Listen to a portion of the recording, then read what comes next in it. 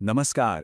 चलिए आज हम सब मिलकर शास्त्रों की एक बहुत ही पवित्र कथा में डूबते हैं। भगवान कृष्ण के बचपन की एक लीला।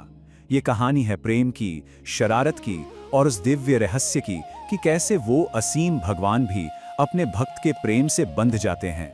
तो कहानी एक बहुत ही खूबसूरत सुबह से शुरू होती है। माँ यशोदा ने देखा कि घर की दासियां दूसरे कामों में लगी हैं, तो उन्होंने सोचा कि आज मैं खुद अपने प्यारे कान्हा के लिए मक्खन निकालूंगी। ये कोई मामूली काम नहीं था, ये तो अपने लाला के लिए उनका प्यार था, क्योंकि मक्खन मथते हुए वो कृष्ण की बचपन की लीलाओं के गीत भी गा रही थी और उनका दिल पूरी तरह से अपने बेटे के ख्यालों में डूबा हुआ था। जरा सोचिए, वो नजारा कितना सुंदर रहा होगा। जैसे जैसे वो मेहनत कर रही थीं, उनके मन में अपने बेटे के लिए इतना प्यार उमड़ा कि उनके स्तनों से दूध की बूंदें टपकने लगीं। उनके हाथों की चूड़ियां खनक रही थीं और उनके चेहरे पर मेहनत के पसीने की बूंदें चमक रही थीं। ये एक माँ की मेहनत और प्यार की एक जीती जागती तस्वीर थी। और बस इसी प्यारे से लम्हे के बीच कौन आता है? हमारे नन्हे कृष्ण। उन्हें भूख लगी थी और अपनी माँ का और भी ज्यादा प्यार पाने के लिए उन्होंने मथानी पकड़ ली, मानो कह रहे हों कि ये सब रोको, मुझे दूध पिलाना तुम्हारा सबसे जरूरी काम है। माँ यशोदा ने भी अपने प्यारे से कान्हा को फौरन अपनी गोद में उठा लिया और उन्हें दूध पिलाने लगी। और कृष्ण दूध पी रहे थे और वो उनके सुंदर से चेहरे को देखकर मुस्कुरा रही थी। एक माँ और बेटे के बीच का एक बहुत ही अनमोल और प्यारा सा पल। लेकिन जैसा कि कृष्ण की लीलाओं में होता है, ये शांति ज्यादा देर तक नहीं टिकने वाली थी। कुछ ऐसा होने वाला था जो इस शांत माहौल को एक नटखट मोड़ देने वाला था। अचानक क्या होता है, चूल्हे पर जो दूध चढ़ाया था वो उबलने लगता है। अब दूध को बहने से बचाने के लिए माँ यशोदा को जल्दी से कृष्ण को नीचे रखना पड़ा और चूल्हे की तरफ दौड़ना पड़ा। अब कृष्ण को ये बात बिल्कुल अच्छी नहीं लगी कि माँ उन्हें बीच में ही छोड़कर चली गईं। उन्हें गुस्सा आ गया, इतने गुस्से में कि उनके होंठ और आंखें लाल हो गईं। उन्होंने पास पड़ा एक पत्थर उठाया और दे मारा मक्खन की मटकी पर, और फिर आंखों में झूठे आंसू भर के एक शांत कोने में जाकर चोरी का मक्खन खाने लगे। उधर माँ यशोदा दूध संभालकर वापस आईं, तो उन्होंने देखा कि मटकी तो टूटी पड़ी है और कान्हा, वो तो गायब थे। माँ तो माँ होती है, वो समझ गईं कि ये करतूत किसकी है। वो मन ही मन मुस्कुराईं कि मेरा चालाक लल्ला सजा के डर से भाग गया। हर जगह ढूंढने के बाद जानते उन्होंने कृष्ण को कहाँ पाया? एक बड़ी सी लकड़ी की ओखली पर बैठे हुए। वो छत से लटकी मटकी से मक्खन निकाल निकाल कर बंदरों को खिला रहे थे, और ये सब करते हुए वो बार बार डरकर इधर उधर भी देख रहे थे कि कहीं मां ना आ जाए। और बस यहीं से शुरू होती है वो दिव्य दौड़।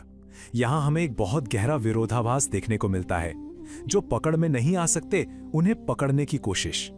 सोचिए, वो परम भगवान कृष्ण, जिन्हें बड़े बड़े योगी और ज्ञानी भी अपने गहरे से गहरे ध्यान में नहीं पकड़ पाते, वो आज अपनी माँ यशोदा के डर से भागे जा रहे थे। ये दिखाता है कि एक सच्चे भक्त के लिए भगवान एक छोटे बच्चे की तरह लीलाएं करते हैं। अब माँ यशोदा के लिए भी तेजी से दौड़ते कान्हा को पकड़ना आसान नहीं था, पर माँ तो माँ है। वो थक जरूर गई थीं, पर किसी तरह उन्होंने दौड़कर अपने नटखट कान्हा को पकड़ ही लिया। पकड़े जाने पर कृष्ण तो बस रोने ही वाले थे। उन्होंने अपने हाथों से अपनी आंखों को मला, जिससे आंखों में लगा काजल पूरे चेहरे पर फैल गया। लेकिन जैसे ही माँ यशोदा ने अपने बच्चे को इतना डरा हुआ देखा, उनका दिल करुणा से पिघल गया। वो अपने बच्चे को इतना डराना नहीं चाहती थीं। बस यही सोचकर उन्होंने हाथ से छड़ी फेंक दी ताकि उनके बच्चे का डर कम हो जाए। अब कहानी उस हिस्से पर आती है जो इस लीला का केंद्र है, कृष्ण को बांधने का प्रयास। यहीं पर यह दिव्य नाटक अपने चरम पर पहुंचता है। तो सजा के तौर पर उन्होंने सोचा कि कृष्ण को एक लकड़ी की ओखली से बांध देती हूँ। पर उन्हें क्या पता था कि जो अनंत है उसे कोई कैसे बांध सकता है। वो तो कृष्ण को बस अपना छोटा सा बच्चा समझ रही थी। उन्हें ये एहसास ही नहीं था कि उस बच्चे की कोई सीमा नहीं है। तो उन्होंने कृष्ण को बांधने की कोशिश की, पर रस्सी छोटी पड़ गई। वो घर से और रस्सियां ले आईं, उन्हें जोड़ा, लेकिन नतीजा वही। इस तरह उन्होंने घर में जितनी भी रस्सियां थी सब एक दूसरे से जोड़ दी, पर हर बार रस्सी छोटी ही पड़ती रही। और सबसे हैरान करने वाली बात क्या थी?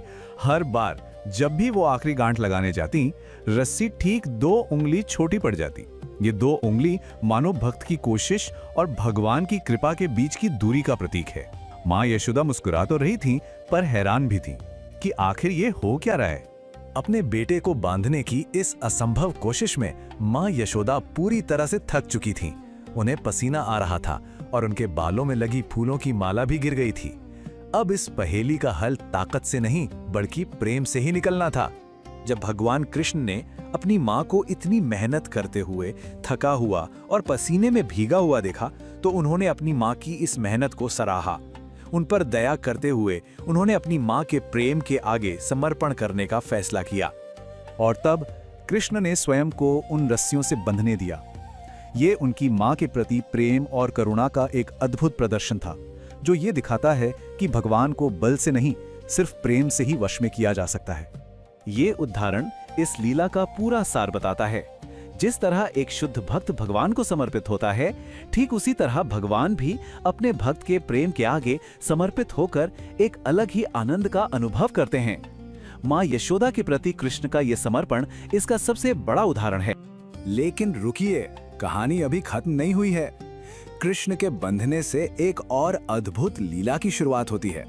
ओखली से बंधे बंधे ही कृष्ण ने अपने सामने 2 बड़े अर्जुन के पेड़ देखे और भगवान कृष्ण ने मन में सोचा, अब मैं पहले से भी कुछ ज्यादा शरारती करूंगा।